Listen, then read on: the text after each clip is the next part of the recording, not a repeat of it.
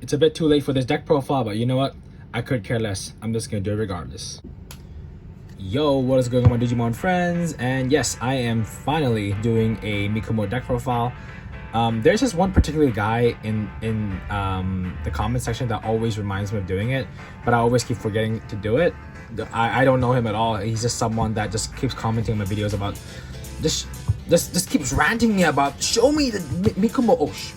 Show me the MIKO deck profile now, man. Alright, brother, I got you, Jesus.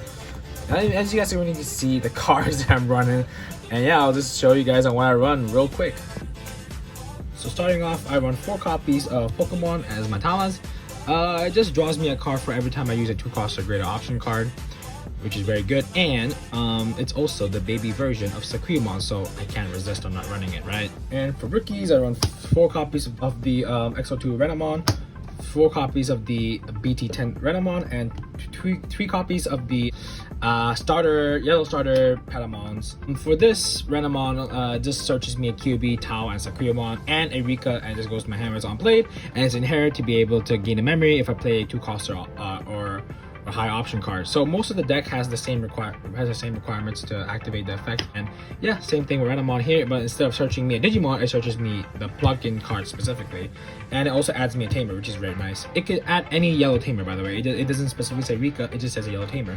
And last but not least, I run 3 copies of the starter Patamons to just gain memory if I delete my opponents to 0 DP. And the reason why that's really good is because this deck literally deletes my opponent's DP a lot. It decreases a lot to the point where they could literally be depleted, and therefore, yeah, running Patamons is really good.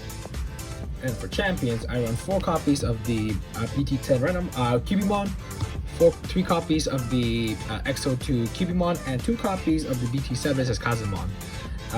Yes, I definitely have to run Kazamons, as I will explain why later. And the BT10 Cubimons, for me, I prefer this Cubimon over this Cubimon a lot. But the only downside towards this Cubimon is that it doesn't have an inherent skill, unlike the XO2 one. But it really doesn't matter, to be honest, because its skill is really good.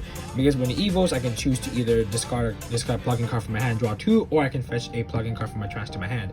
The fact that it could recycle or it could bounce back a plug-in card from my trash and add to my hand is really a good effect. But it only activates on evo, so you have to literally drag your rookie out or something, or just on play and then evolve next turn, I guess.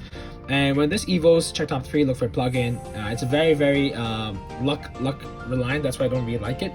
But I digress. You know, I love both Cubimons regardless, but I still would keep recommending on running 3, because you want to be searching out the name of this Digimon as much as possible. Because if you only run up to like 2, or like I've even seen people running 1, you're not going to be able to search out a champion. You're going to be grade stuck or level stuck. And it's inherent same thing as the BT10 Renamon, just minus 2k if I use it to cost 2 or higher option. For ultimates, I run 4 copies of the XO2 Talmon and 2 copies of the BT10's Talmons. Yes, I run this one more than this Talmon because it can on-play Rika. Any card that can on-play Tamer straight up from Evo is really good already. And it also has an inherent skill. I'm not saying that this Talmon is bad, but I'm just saying that I prefer having this Talmon in my hand more often than this one. But however, yeah, same thing with the Cubimons as well. They both, the XO2 has inherent skill. Same thing as the other Cubimon and the Renamons that just minus 2k. But the reason why I love this Talmon so much is because it also, it allows you to use a plugin regardless of its color condition. If you guys don't know anything about Sakuyamon or the plugin, or the way how plugin works, is you can only use a plugin if you have a Tamer on your board. So therefore, if you just evo on top of your maybe Cubimon or your Kazamon or whatever, you just slap her down, and then you can just use any plugin for option card from your hand without its color condition. So yeah, it works very well, and you can really pop off combos with this Talmon. But I just like keeping it 2 because I tried running 3-3 or 4-3. I don't want to be seeing this Talmon way too often, so therefore yeah, I like it at 2 at best.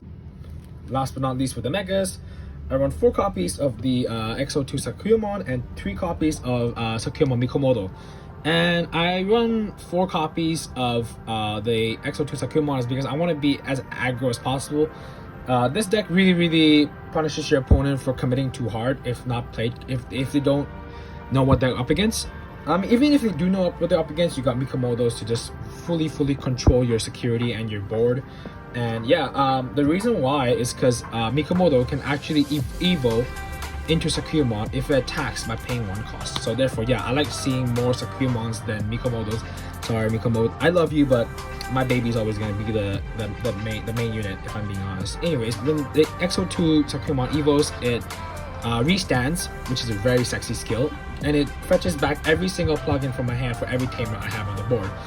So yeah, it recycles me more plugins, it builds me more hand, and its other skill is the reason what makes this card the killer.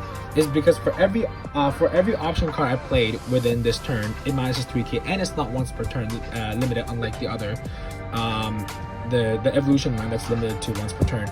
And Mikomoto to just evo, and then you play a 5 cost or less option card, yellow option card or plugin from your hand without paying its cost, and then once the effect resolves, instead of putting it in the trash, you put it on top of security, which is a very nice skill. It gives Yellow Hybrid a very new toy to play with, I guess. But however, with Just Silphimon nerfed at 1, I don't think that's possible anymore. So you can either just play like Shaman deck or just Sakuyamon, I guess. And its attacking skill, like I said earlier, it just evos into Sakuyamon for 1, and it essentially creates a loop because Mikomoto, if you guys didn't know, can also evo on top of level 6s. So therefore, you can, if you really don't have a Sakuyamon on the board or in your hand, and if you really don't see her, then if you have 2 Mikomotos in your hand, you should feel free to just evo on top of it to create more combos. It really depends on the situation, to be honest. And for the option cards, here we go. I run 4 copies of the Choshinka plugin S. That is the Super Evo plugin S. 2 copies of Attack plugin A, and only 1 copy of High Split plugin D. And I run 4 copies of Yellow Memory Boost. If you guys didn't know, when you evo into Sakuyamon, right, or Mikomoto, if you play Yellow Memory Boost, it doesn't go on top of the security because the card mentions that it stays on the battlefield, so therefore it ignores Mikomoto's effect, so therefore you can still keep it in the battlefield, because Mikomoto specifies that if the option card goes to the trash, then it goes on top. But since this card remains in the battlefield, you can still have that delay for the next turn, which is why I run 4 copies of Yellow Memory Boost, and it switches me any card that I want, so therefore, you know, it's a win-win for me. And the reason why I run a lot of plugin S's is because, like I said earlier, with the Talmon and Mikomoto combo.